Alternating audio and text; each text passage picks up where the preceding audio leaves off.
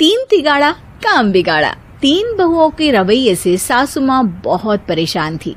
दरअसल बात ये थी कि तीनों बहुओं में किसी बात को लेकर अनबन हो गई थी। तब से ही तीनों एक दूसरे से मुंह फुलाए रहती थी। ना कोई सीधे मुंह किसी से बात करती, ना किसी का कहना मानती।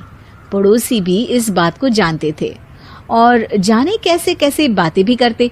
इसीलिए सासू माँ ने तीनों बहुओं को तुरंत अपने कमरे में बुलाया। मैं कई दिनों से देख रही हूँ, तुम तीनों अलग अलग सारे काम कर रही हो। ये सब नहीं चलेगा, तीनों को मिलकर ही काम करना पड़ेगा। सास की बात सुनकर एकदम से बड़ी बहू बोल उठती है। नहीं मम्मी जी, मैं इन दोनों के साथ कुछ नहीं कर सकती। मैं इस घर की बड़ी बहू हूँ, फिर भी ये मेरा कहना बिल्कुल भी नहीं मानती। अरे जेठानी जी, जानबूझकर मुझे डबल काम करवाती है आप, और छोटी मुझसे टेढ़े मुंह ही बात करती है।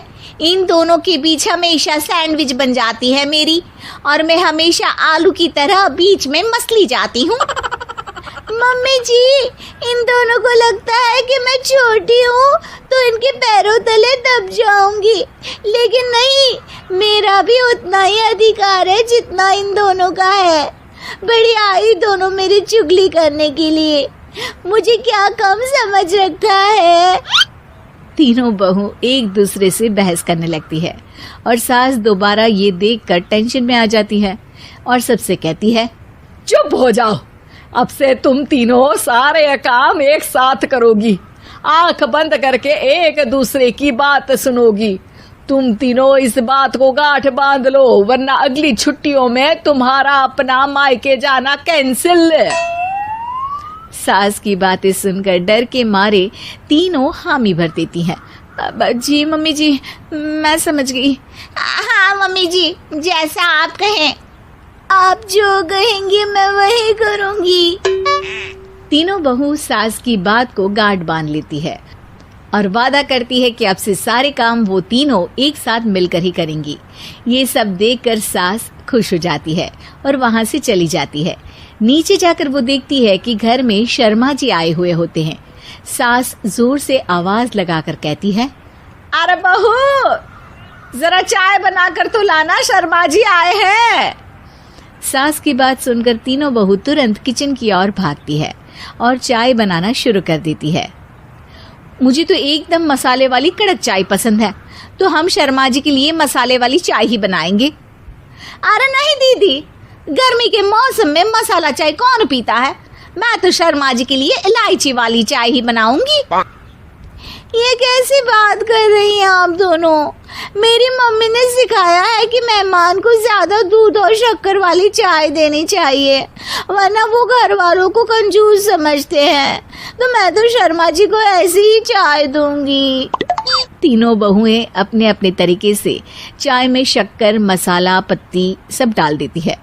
उबलने के बाद तीनों मिलकर चाय बाहर लेकर जाती है और शर्मा जी और सासू माँ को देती हैं।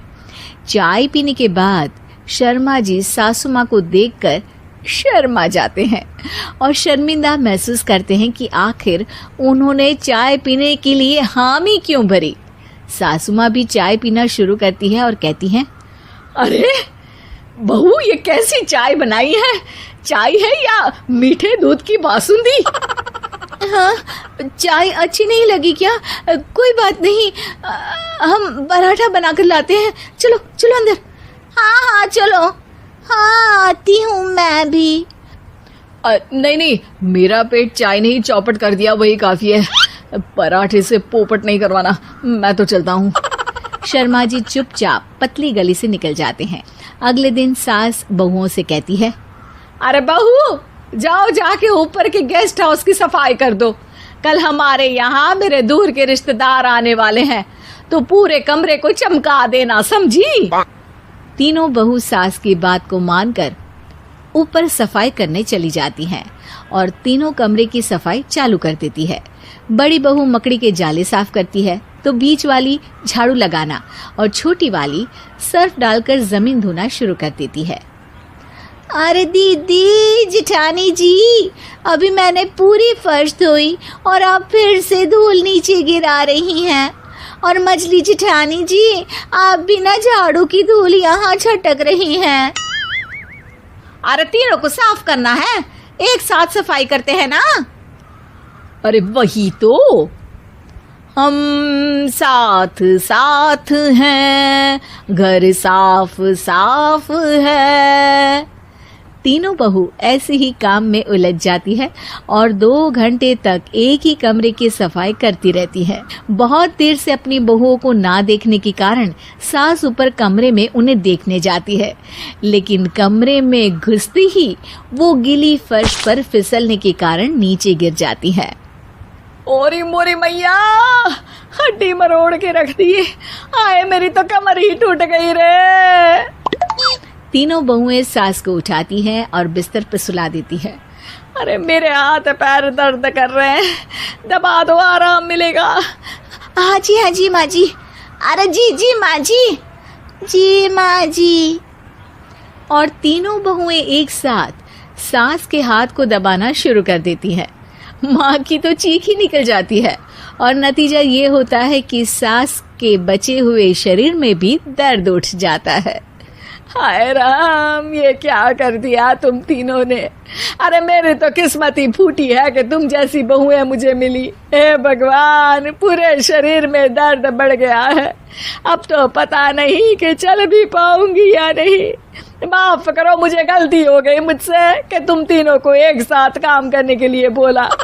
सोचा था तीनों मिलके अच्छे से काम करेगी, लेकिन बड़े बुजुर्ग सही कहते थे कि 3 तिगाड़ा काम बिगाड़ा। तुम लोगों ने ये बात ना आज साबित करके दिखा दी। तुम तीनों को तो समझाना यानी मानो भैंस के आगे बीन बजाना है। तुम्हें अकेले अकेले काम करना है ना, तो अब से तुम अकेले ही अपना अपना काम करो। तीनों बहुएं वहां से जाने लगती है। अरे कहाँ जा रही हो? आप ही ने तो कहा कि अपना अपना काम तो मुझे मुल्तानी मिट्टी लगानी है। अरे मुझे भी तो नेल पॉलिश लगानी है, मुझे ना मेहंदी लगानी है। सास अपना सर पीट लेती है और कहती है, अरे मुझे भी लगाना है कुछ। क्या माँ जी? क्या माँ जी? क्या माँ जी? तुम्हारे घर वालों को फोन तुम्हारी हरकतें बताने के लिए।